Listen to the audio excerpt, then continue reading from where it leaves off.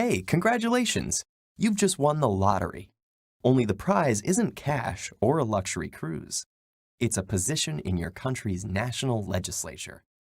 And you aren't the only lucky winner. All of your fellow lawmakers were chosen in the same way. This might strike you as a strange way to run a government, let alone a democracy. Elections are the epitome of democracy, right? Well, the ancient Athenians, who coined the word, had another view. In fact, elections only played a small role in Athenian democracy, with most offices filled by random lottery from a pool of citizen volunteers. Unlike the representative democracies common today, where voters elect leaders to make laws and decisions on their behalf, 5th century BC Athens was a direct democracy that encouraged wide participation through the principle of ha boulamenos, or anyone who wishes. This meant that any of its approximately 30,000 eligible citizens could attend the ecclesia, a general assembly meeting several times a month. In principle, any of the 6,000 or so who showed up at each session had the right to address their fellow citizens, propose a law, or bring a public lawsuit. Of course, a crowd of 6,000 people trying to speak at the same time would not have made for effective government. So the Athenian system also relied on a 500-member governing council called the boule to set the agenda and evaluate proposals, in addition to hundreds of jurors and magistrates to handle legal matters. Rather than being elected or appointed, the people in these positions were chosen by lot. This process of randomized selection is known as sortition. The only positions filled by elections were those recognized as requiring expertise, such as generals.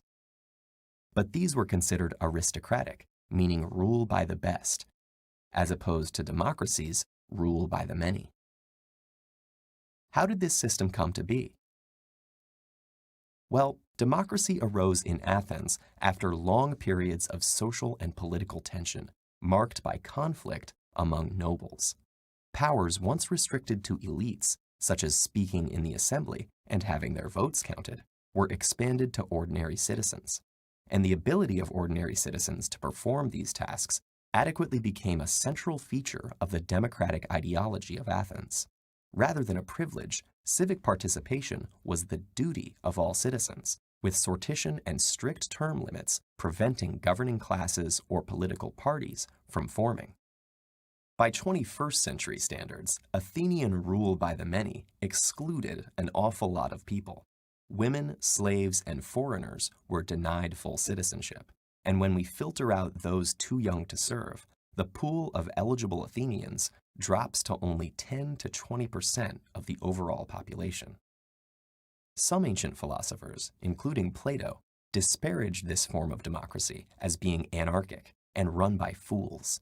But today, the word has such positive associations that vastly different regimes claim to embody it. At the same time, some share Plato's skepticism about the wisdom of crowds. Many modern democracies reconcile this conflict by having citizens elect those they consider qualified to legislate on their behalf.